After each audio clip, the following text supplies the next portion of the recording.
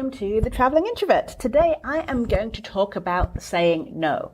In fact, I just had to do a search to make sure I hadn't done something on this before, and I'm shocked that I haven't, because saying no is crucial when you are an introvert. It's crucial in general, but it's even more important when you are an introvert. Learning how to say no and why it's important to you and standing your ground can serve you in so many ways. I was at a conference recently and someone said to me, I have a new client and I'm traveling and they don't know I'm traveling and I want to make a good impression. But I've booked this vacation thing and it's 2 days away and I won't be able to check my email. But I don't want the client to know.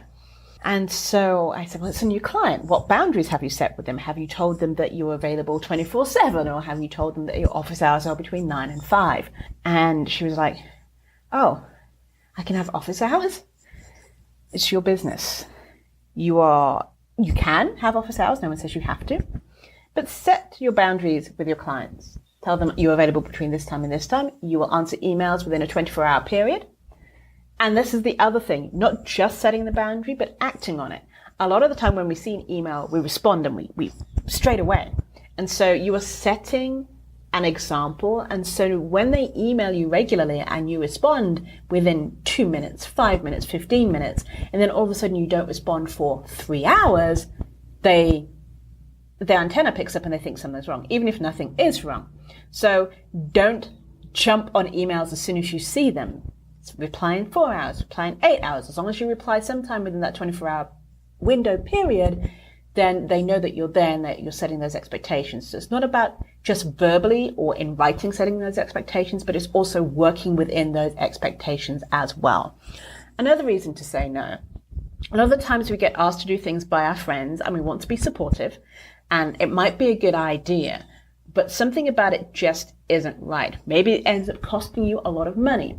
Maybe you end up not going to an event that you wanted to do. Maybe it's just not your bag, but you're being supportive anyway.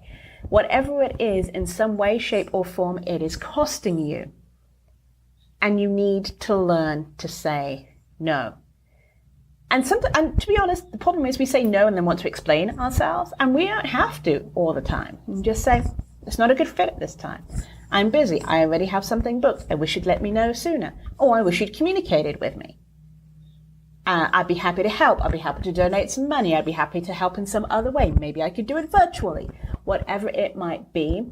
But don't feel bad about saying no. Because when we say yes all the time, people don't learn. People don't get to understand that maybe they should be paying for things, or maybe they need to give more notice, or maybe they need to communicate more. So when you just say yes, you're letting them get away with it and they can't learn. They don't know that it's a problem. So you need to learn to say no. And there's also a good trick. Maybe you just don't want to say no straight away when someone asks you something. So just say, you know what? I'm going to take a look at my calendar, or I have to check some information and I will get back to you. That gives you time, breathing space. You can think about it. You can think and be like, is this something that I want to do? Do I have any other things scheduled at that time? What my introvert battery look like during that week, month, whatever it might be? And then decide if you want to say yes.